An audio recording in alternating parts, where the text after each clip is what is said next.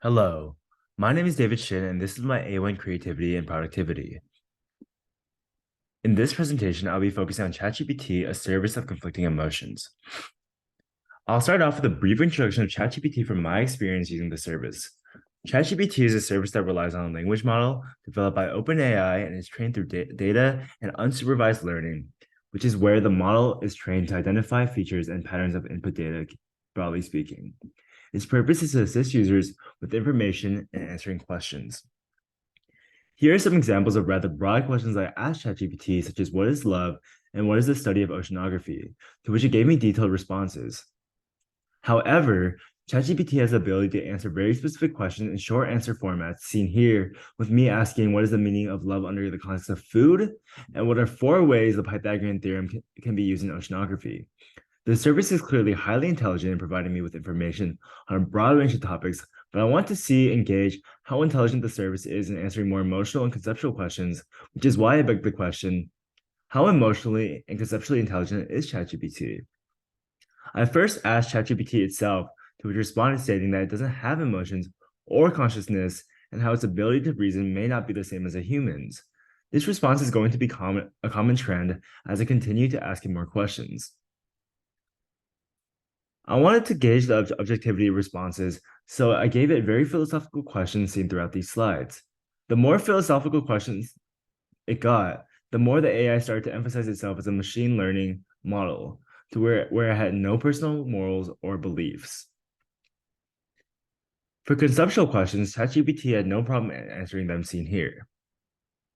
And for more opinionated questions, it again emphasized itself as being a machine learning model having no personal thoughts or feelings. I concluded that if it objectively answers questions and considers all possible solutions, answers conceptual questions well, is not emotionally available, and conceptually intelligent, but not very emotionally intelligent. You can see here, I decided to ask an emotionally taxing question just for fun, and the response was quite objective and not very helpful. But this made me wonder if others are using ChatGPT for more personal reasons and less informational reasons, which is why I asked the question, how can ChatGPT be misused? I recognize that in asking really heavy questions for emotional support, there is no database of personal information and feelings that they could access to give a completely sensible response. This example shows how structured responses may be quite unhelpful as ChatGPT doesn't have important emotional and conversational context. So I concluded that the more updated and advanced the model of ChatGPT gets, the more people rely on it. There are necessary conversational and emotional contexts that humans require, and ChatGPT is not your friend. Just as ChatGPT is not very helpful in emotional support, I wondered if it is just as detrimental in other contexts, such as education. So I asked myself, is ChatGPT single-handedly changing the face of education?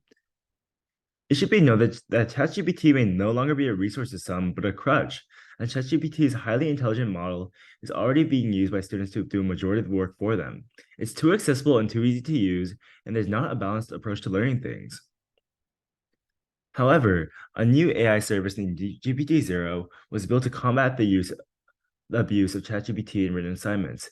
It's an AI system used to detect text written by AI built on similar technologies as ChatGPT and is being implemented by teachers throughout the country.